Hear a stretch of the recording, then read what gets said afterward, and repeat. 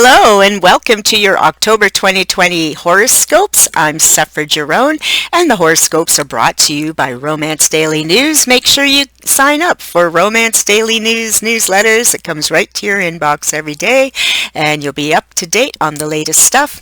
Also, don't forget to check out my Witch Upon a Star series. I have 5 books there that are just waiting for you to read about witches and love and romance and spells and a little bit of horror thrown in. Great for October reading, so go check them out. So first up with our wonderful month of crazy astrology things, we have a new moon in Virgo back in September, but we're still feeling the effects of it. And don't forget, Virgo often has issues regarding health. So we're still in a pandemic, and actually a lot of countries, such as here in Canada, we're in our second wave. So again, health is really focused on, and so you need to do what you can do to stay healthy.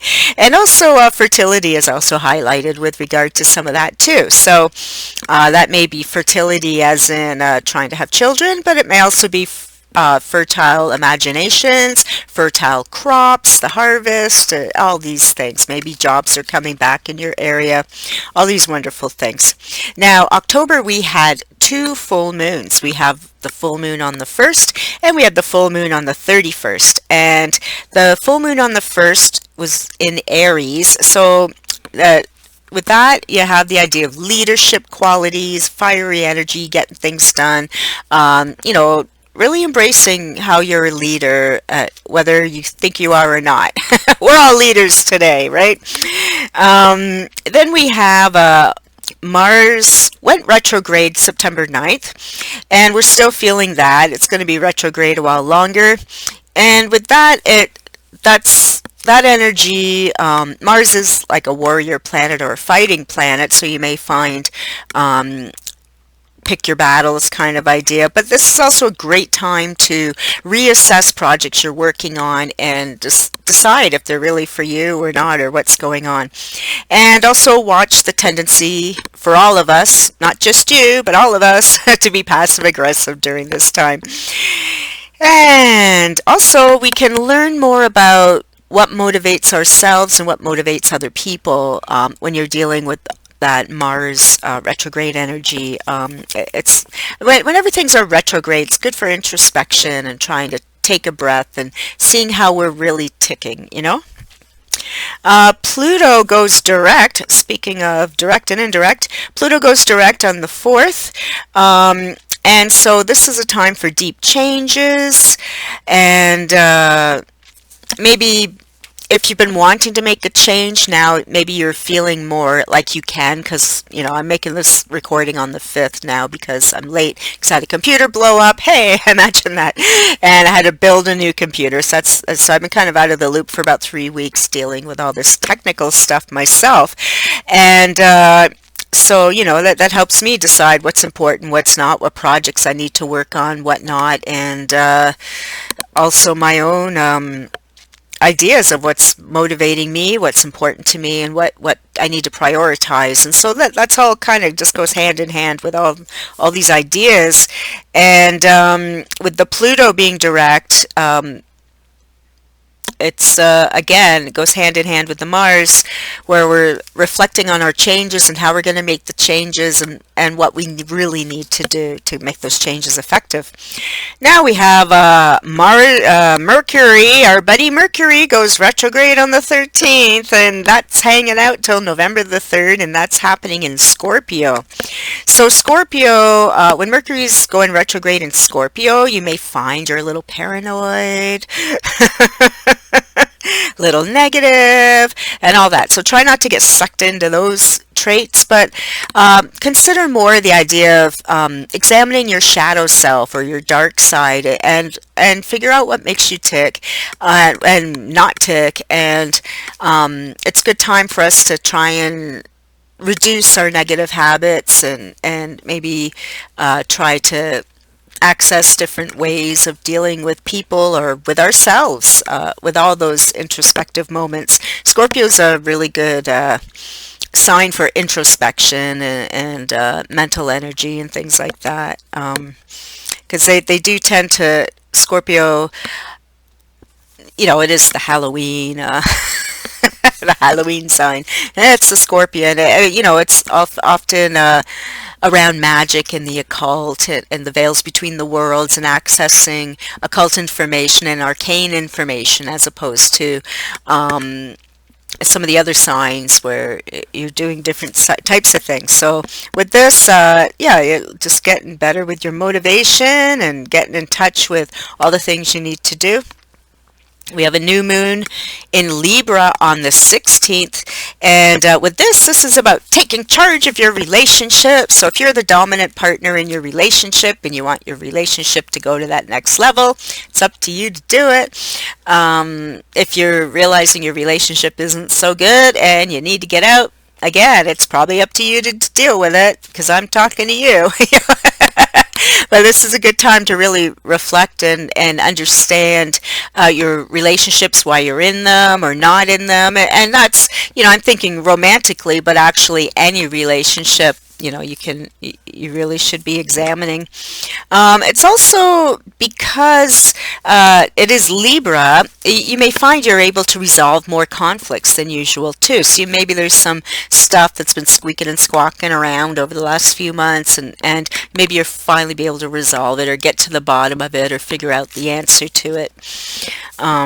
And then there's also the idea of battling ghosts from the past with this whole new moon in Libra. You may find that it's time to finally confront some things you're trying to hide. Maybe some stuff's been going on. You're in quarantine for the pandemic and all that, so you figure, oh, it doesn't matter, but it does matter. So just make sure you get out there, make a stand. Face your demons, get to the bottom of things so that when we're finally free of the pandemic, you're a fresh, shiny new person, And we end the month with a full moon in Taurus. Imagine that. And with this, Taurus is more of a physical sign. We're talking about how Scorpio, is the veil between the worlds and mystical and magic and that. So Scorpio is very straight, earthy, straight to the point, stubborn, blunt.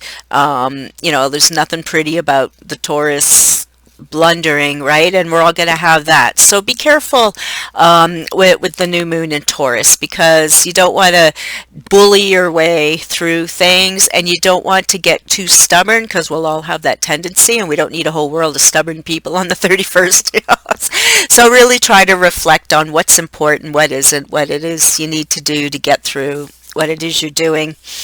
And don't be stubborn, And so this month, with all these ideas, all these planets doing their things, it's a great month to really reevaluate your relationships, really try to connect with your relationships of all kinds.